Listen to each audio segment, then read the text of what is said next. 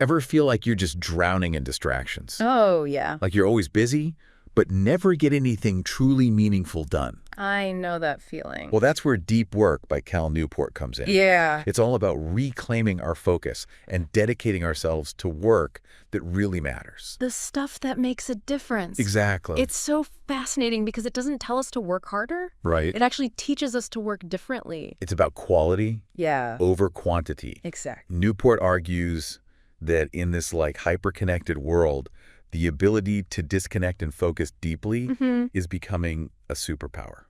Almost counterintuitive, isn't it? Yeah. I mean, we're always told to be connected, Always on. available 24/7. Yeah. But Newport makes a really compelling case that the real key to success, professionally and personally, Yeah. lies in the ability to shut out the noise. And go deep.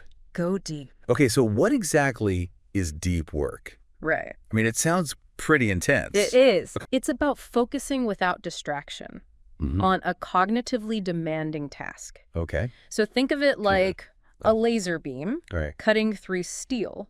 Okay. So that laser is your focus. Got it. And the steel is like Yeah. the work you're tackling, the Right. challenging work. That's a vivid image. Yeah, Okay, so can you give me some real-world examples of what this looks like absolutely. in practice? So Newport uses some really great stories Okay. to illustrate this concept. Why? He talks about Carl Jung, Oh, wow. the famous psychologist. Yeah? And Jung built a tower in the woods Wow. just to escape distractions and think deeply, Okay, so that's commitment. right? If you're going to revolutionize psychology, Exactly. I guess he needed that focus. Yeah, and it's not just for academics. Right. He talks about Jason Ben, Okay. who went to extremes Okay. to learn to code. Did he build a coding bunker in his basement or something? Not quite, Yeah. but close. He locked himself in a room Mhm. with no computer, Oh, wow. just textbooks and note cards. Wow. Really immersed himself. So full analog Yeah. to master a digital skill.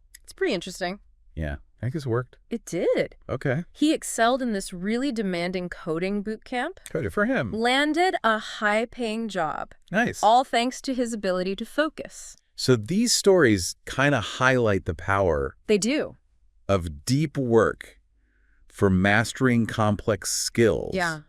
and producing something valuable. Right.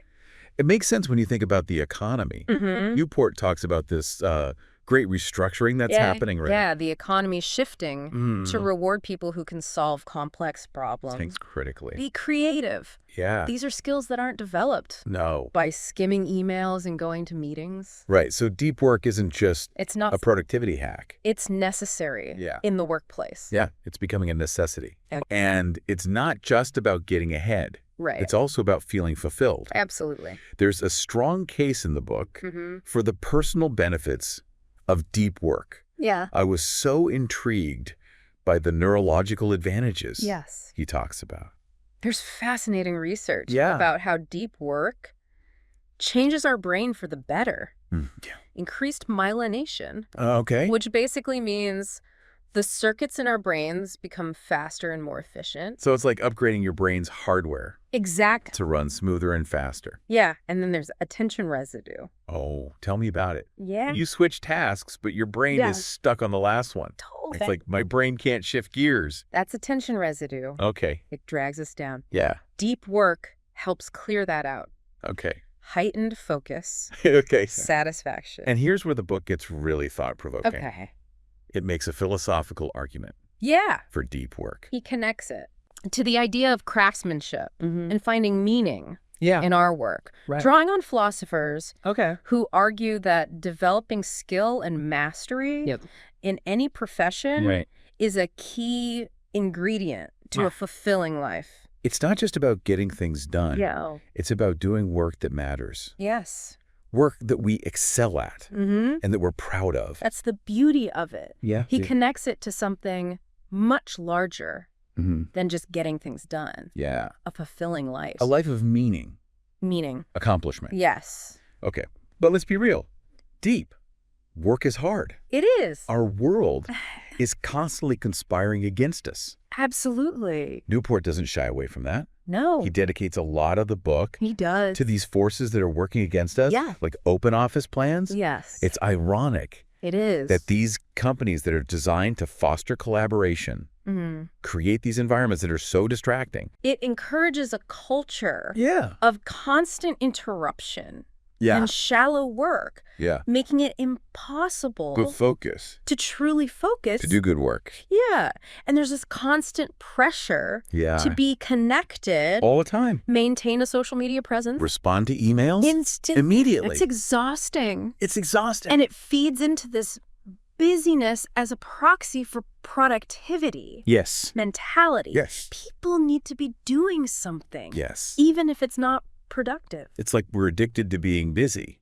We are. Even if we're not being productive. He calls this the principle of least resistance. Okay. Why we gravitate to shallow work. Even when we know. Even when we know. Deep work is better. Yes, because it's easier to respond to an email. It's easier. Check social media. Go to a meeting. Than to sit down and focus on a hard task. So we're choosing the path of least resistance. Yeah. Even when we know it's leading us astray. So how do we break free from this? Well, how do we make deep work a reality? That's where it gets interesting. Newport offers a framework for integrating deep work into your life, starting with choosing a philosophy. A philosophy. Yeah. For deep work. Yeah. Okay, I'm intrigued. Tell me more.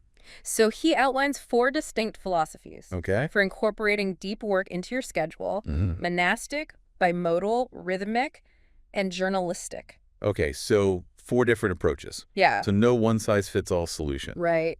Okay, tell me more about these. Okay. Let's start with monastic. Okay. That sounds pretty intense. It is intense. Okay. Think creating periods of extreme isolation to really focus on a single task. So, like Carl Jung. Yes. In his tower. Yeah. But you don't have to build a tower. You don't have to build a tower. More like a temporary retreat. Right. Disconnecting from the world to focus on a project. Exactly. Like Neil Stephenson, the science fiction author, Okay. he avoids all online communication. Wow. Distractions. To focus on his writing. Yes. So that's commitment. It is. But I can see how that would be necessary. Right. To craft these intricate sci-fi worlds. Yes. Okay, what about bimodal? Okay, bimodal is about alternating between those periods of intense, deep work. Okay. The monastic style. And then periods of high accessibility. Got it. And shallow work. So kind of like switching between 2 modes. Exactly. Feeling's more manageable. It is. Within complete isolation. It can be very effective. Okay. Newport talks about Adam Grant. Oh, yeah. Wharton professor. He schedules these intense research retreats. Okay. But then also has periods of high engagement Got it. with students and colleagues. So you're saying I could schedule a deep